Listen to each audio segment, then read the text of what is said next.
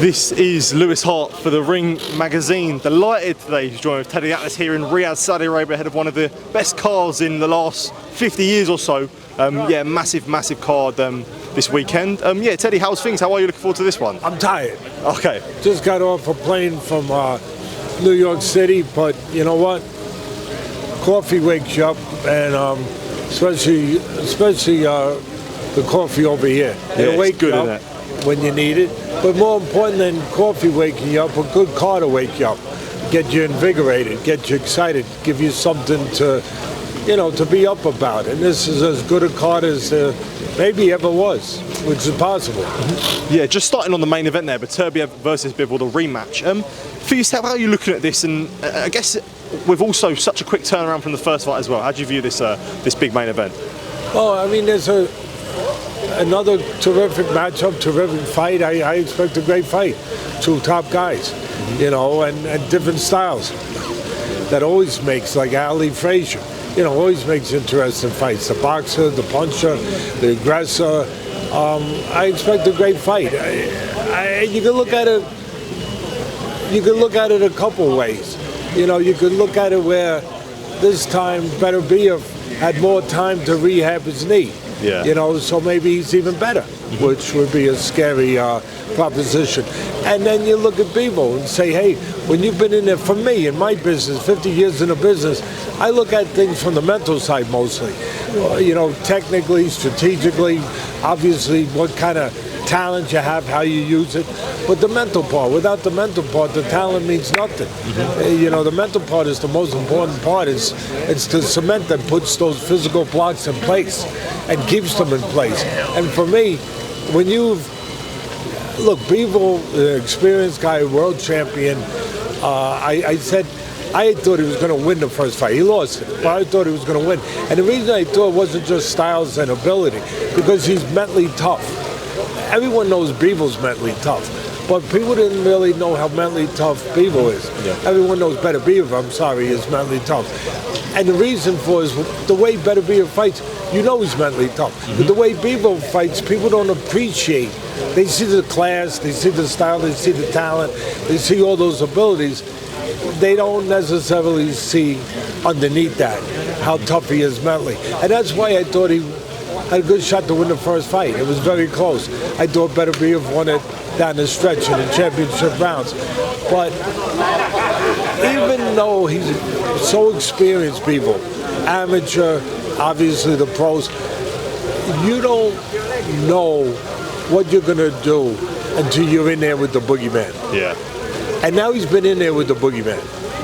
And he is going to be better for it.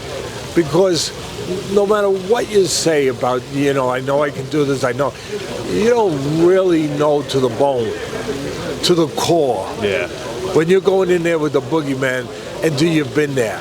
You don't have those real true answers to those questions inside yourself. He has the answers to the questions. Bivol got the answers to those questions. He knows that he can go in there and he knows what he can do and handle with the boogeyman. And that will make him better. Just the answers to those questions will make him, I don't know what percentage, but will make him better and more together. Yeah. Another fight I did want to ask you about, Dubois Joseph Parker. Either two of the most informed heavyweights at the moment. Parker probably dealing with a little bit of inactivity, but how do you view the big heavyweight world title fight? I love Teddy Atlas. Teddy Atlas is the man. Buddy McGurk is the man. Yeah. So, how do you view Dubois against Parker? In which fight? Daniel Dubois against Joseph Parker. Oh, how do I view him? I thought you were talking about a past fight. Oh, no. No, listen. The reason why I thought you were talking about a past fight, that's how I view Dubois. Yeah. That he's found himself now. That he's redeemed himself. That as dangerous as he was before because he could punch. Yeah. And he knew how to fight. He's technically pretty good. Obviously has tremendous talent, but he didn't have the full mental package. And now he's confident. Now he believes in himself. Now he has that. That makes him a very dangerous guy. Yeah. He already was dangerous. He could punch like hell. But now, I mean, he is with the confidence and with the last several fights where he has gone through what he's gone through, and found himself and believes in himself to the level that he does, that's a dangerous guy.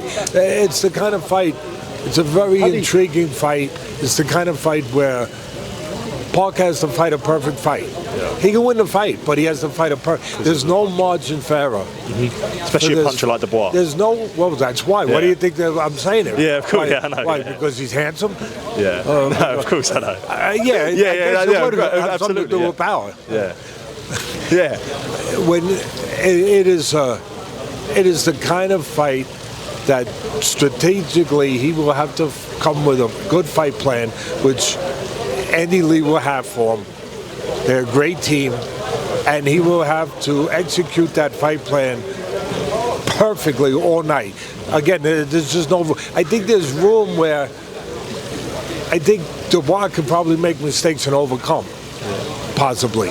And then Parker can make you pay for that too. But I just don't know if Parker can make mistakes in this fight and be there where he wants to be at the end. So it's a very intriguing fight, very interesting fight. Parker's going to need every bit of his experience and his boxing acumen to be able to beat a young, confident, talented, dangerous Dubois. Yeah. Before I do let you go, Teddy, I do have to ask you, obviously, a man from your side of the pond, Shakur Stevenson, he returns this weekend against Josh Padley now, dealing with an opponent fall-off. I guess what do you make of Shakur in this fight, and I guess in the future fight as well, where everyone wants to see him fight Gervonta Davis? So, like, what do you think of that? No, listen, Shakur's a terrific boxer, tremendous talent, and he's got a very difficult style to decipher. You know, when you fight him, you have to not only deal with his talent, his great ability, but that you got to find a way to decipher his style. He's got a style that is very difficult to overcome and to look good with, and to obviously be to be productive with. I mean, he's got fast hands. He's got good eyes. He's comfortable in the ring. He has that great amateur pedigree. He's a tremendous counterpuncher, real good defensive fighter. He controls space as well as anybody. I, for myself, would love to see him and Tank Davis. Yeah, for sure. That's a fight. But let's not count out the kid Padley. Josh Padley, Padley, right? Josh Padley, yeah. Josh Padley. Padley just put off an upset in his last fight. He wasn't expected to win that fight. And now, he's in as a big dog again. Yeah. But I would definitely favor Shakur. Yeah, for sure. Teddy, always a pleasure, mate. Thanks for speaking to the ring. Okay. Really appreciate it. Thank you.